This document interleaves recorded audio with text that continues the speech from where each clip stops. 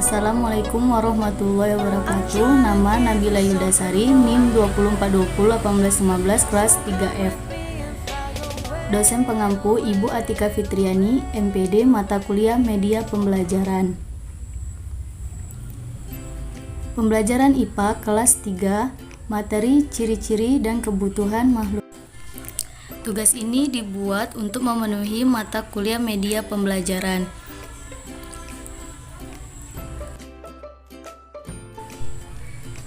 Tema 1. Ciri-ciri dan kebutuhan makhluk hidup.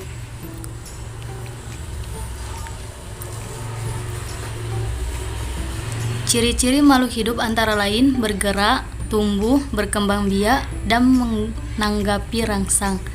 Sedangkan makhluk tak hidup tidak tumbuh, tidak berkembang biak, dan tidak menanggapi rangsang. A. Makhluk hidup bergerak. Semua makhluk hidup dapat bergerak, gerakan masing-masing makhluk hidup tidak sama. Perhatikan gambar berikut. Ikan berenang menggunakan siripnya, ular berjalan menggunakan perutnya. B. Makhluk hidup tumbuh. Pertumbuhan manusia dapat dilihat sejak bayi. Setelah cukup umur bayi, mulai bisa merangkak, berdiri, kemudian berjalan. Demikian pula ukuran berat badan dan tingginya. Semakin bertambah umur, semakin bertambah berat dan tinggi.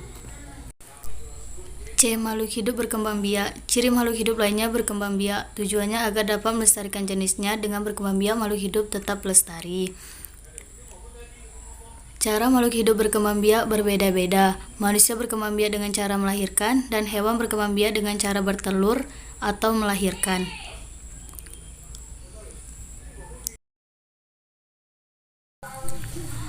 Contoh, kuda, kambing, kucing, kelinci, sapi, dan tikus adalah hewan yang berkembang biak dengan beranak atau melahirkan. 1. Hewan yang berkembang biak dengan cara melahirkan dan menyusui anak disebut mamalia. 2. Hewan yang berkembang biak dengan bertelur, misalnya ayam, itik, cecak, burung puyuh, katak, dan penyu. D. Makhluk hidup menanggapi rangsang. Semua makhluk hidup peka terhadap rangsang. Pada pagi hari dan malam hari kita merasa dingin, sebaliknya waktu siang hari kita merasakan panas. Kita dapat merasakan dingin dan panas karena memiliki indera, yaitu kulit. Indera adalah alat tubuh yang peka terhadap rangsangan. Selain manusia, hewan juga memiliki indera, sehingga hewan dapat mengetahui perubahan di sekitarnya.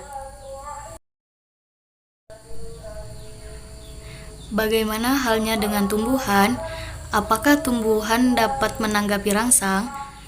Contohnya, tanaman putri malu. Cobalah anak-anak sentuh daunnya. Amati perubahan yang terjadi ketika daun putri malu disentuh. Daunnya akan menguncup. Ini menunjukkan bahwa tumbuhan tersebut peka terhadap rangsangan.